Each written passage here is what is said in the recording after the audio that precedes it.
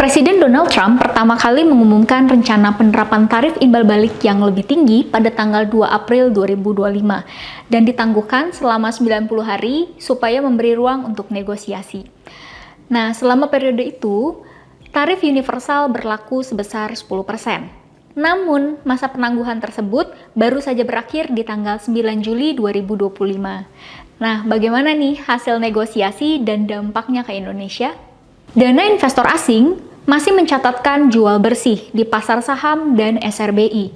Selama tahun 2025, berdasarkan data settlement sampai dengan tanggal 3 Juli 2025, investor asing tercatat jual neto sebesar 52,95 triliun rupiah di pasar saham dan 34,72 triliun di SRBI. Bank Indonesia memproyeksikan Fed Fund Rate masih akan turun 2 kali lagi, masing-masing sebesar 50 basis poin ke level 4% di sisa tahun 2025 ini. Nah, apakah penurunan Fed Fund Rate akan menjadi game changer bagi pasar modal Indonesia?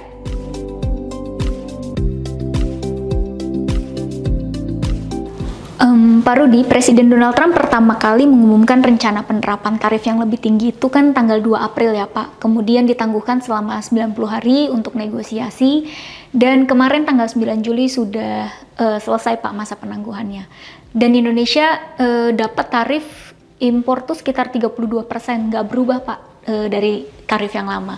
Nah, bagaimana dampaknya Pak terhadap Indonesia sendiri? Jadi mengenai tarif memang tidak sesuai dengan ekspektasi daripada Indonesia, di mana kita itu berharap bisa mendapatkan tarif yang lebih rendah atau paling tidak samalah dengan negara tetangga kita. Tapi kenyataannya yang berhasil di ASEAN kelihatannya cuma Vietnam dengan tarif 20%. Nah, di sisi lain kami juga melihat ada beberapa poin positif. Yang pertama, Pak Menteri Perekonomian Airlangga Hartarto mengatakan masih terbuka ruang negosiasi, di mana saat ini sampai dengan 1 Agustus nanti masih akan terbuka negosiasi antara Amerika Serikat dengan Indonesia dengan harapan di tanggal 1 Agustus nanti pengenaan tarifnya tidak sebesar yang disampaikan. Nah, kemudian yang kedua, kami juga melakukan kajian. Seandainya barang Indonesia tetap kena 32%, apakah ada barang pengganti atau barang sejenis dari negara lain yang lebih murah gitu? Nah, kita melihat bahwa barang-barang yang diekspor ke Amerika itu kebanyakan terdiri dari tekstil, kemudian juga seperti hasil laut, ya, dan juga mungkin beberapa furniture. Nah, kalau untuk tekstil sendiri, kita melihat sepertinya belum ada rencana dari Amerika Serikat untuk membangun industri tekstil dalam negeri. Kenapa? Karena tekstil itu dianggap sebagai industri yang low end. Nah, sementara Amerika dia menargetkan mungkin yang lebih high end gitu. Sehingga kecil kemungkinan akan ada pabrik tekstil di Amerika menggantikan produk tekstil dari Indonesia. Nah, berarti kalau dia tidak membangun sendiri, dia akan impor dari negara lain. Nah, negara-negara lain ternyata juga dikenakan tarif impor yang kurang lebih sama dengan kita, seperti itu. Mungkin ada beda-beda berapa persen, tapi secara umum itu sama. Nah, kalau misalnya tarif dari negara lain juga sama, seharusnya barang Indonesia masih tetap kompetitif. Kenapa? Karena untuk Amerika Serikat sendiri membangun sendiri itu juga mungkin cost-nya tidak masuk. Kalau dia impor dari negara lain, karena tarif yang dikenakan juga sehingga menjadikan antara Indonesia sama negara kompetitor kita tidak begitu berbeda. Pak Rudi, sampai dengan 3 Juli 2025, investor asing masih mencatatkan net sale di saham dan juga di SRBI-nya Indonesia gitu ya Pak. Nah, sebenarnya bagaimana Pak pendapat investor asing atau pandangan investor asing terhadap Indonesia? Baik, kalau untuk instrumen investasi saat ini ada 3 sih yang dipantau. Ada SRBI, Sekuritas Rupiah Bank Indonesia, ada obligasi negara, dan juga saham. Nah, SRBI memang mengalami perubahan, di mana kalau tahun lalu asing banyak sekali membeli SRBI. Tahun ini SRBI-nya dijual atau dia tidak nambah lagi, kemudian dia banyak membeli obligasi. Nah, setelah kami amatin, memang itu wajar. Kenapa? Karena di tahun lalu, pada saat pertama kali launching SRBI, tujuannya itu untuk mempertahankan kurs nilai tukar. Nah, kurs nilai tukar pada waktu tahun lalu 2024 itu dari 15 ribuan naik menjadi 16 ribu.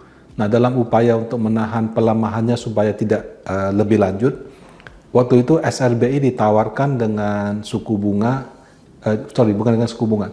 Waktu itu SRBI ditawarkan dengan imbal hasil sekitar 7%, 7%, 7,1, 7,2. Pada saat yang sama, obligasi negara yang 10 tahun nggak sampai segitu. Nah, sehingga asing pada waktu itu banyak membeli SRBI. Nah, sampai dengan 2025 ini kita melihat bahwa Bank Indonesia dia punya kebijakan mulai agak berubah. Kurs nilai tukar 16 ribuan kelihatannya diterima sebagai suatu normal yang baru.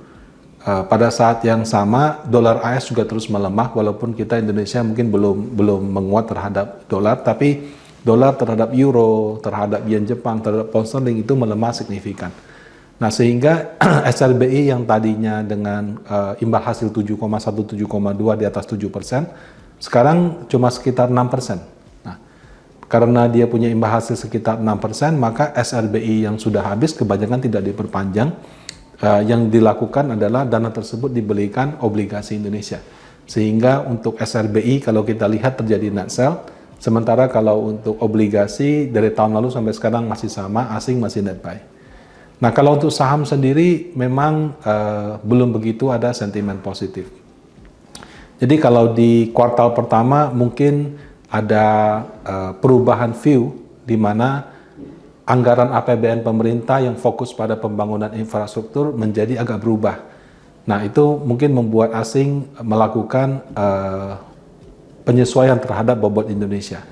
Nah, kalau sampai dengan kuartal 2 ini lebih karena kinerja laporan keuangan. Indonesia kan dia mayoritasnya itu perbankan.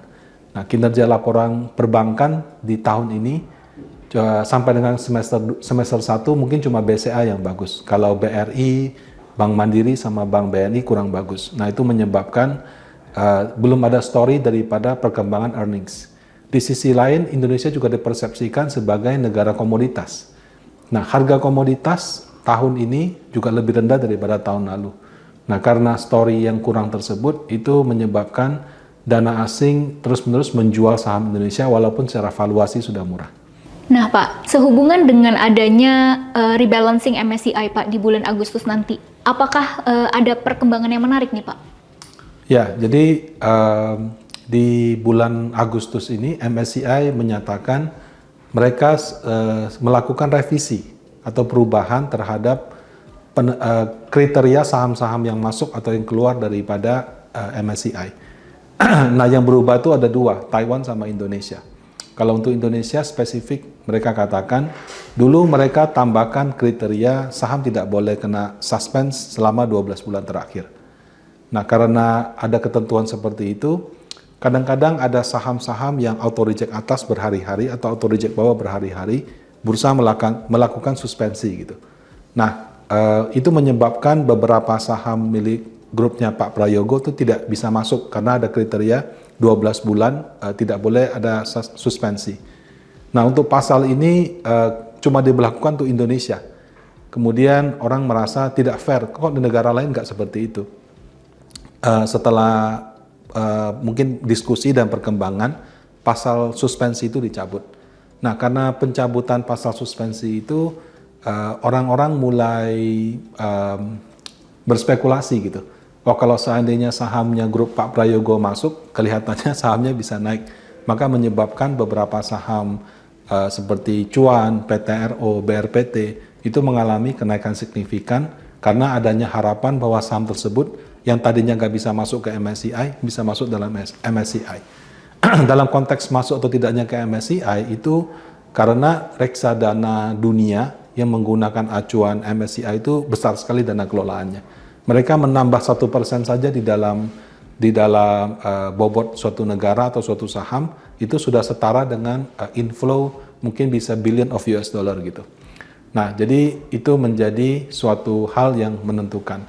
Nah, pada saat yang sama karena kinerja secara keuangan kurang baik di saham-saham blue chip dan beberapa IPO yang sukses terutama di grupnya Pak Prayogo itu menyebabkan confidence investor retail di saham-saham grupnya dia sangat baik. Nah, itu yang mungkin memicu kenaikan. Nah, sebagai investor mungkin kita harus berhati-hati saja saham-saham yang fundamentalnya tidak terlalu sesuai sama valuasi, misalnya perusahaannya untung, cuman dia punya PE ratio misalnya sudah 100 kali, 200 kali, itu kadang-kadang rentan terhadap resiko seperti itu. Jadi itu yang harus diperhatikan oleh para investor. Hai sahabat Panina M, terima kasih ya sudah menonton video ini, dan jangan lupa untuk komen, like, dan subscribe agar tidak ketinggalan video-video terbaru dari Panina M.